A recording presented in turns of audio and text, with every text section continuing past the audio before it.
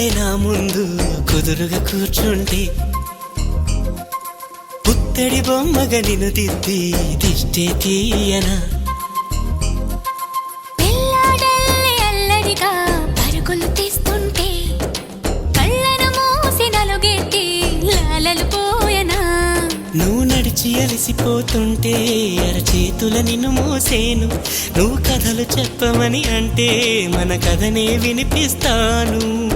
ఏ చింత లేదంటూ నీ చింతనుంటే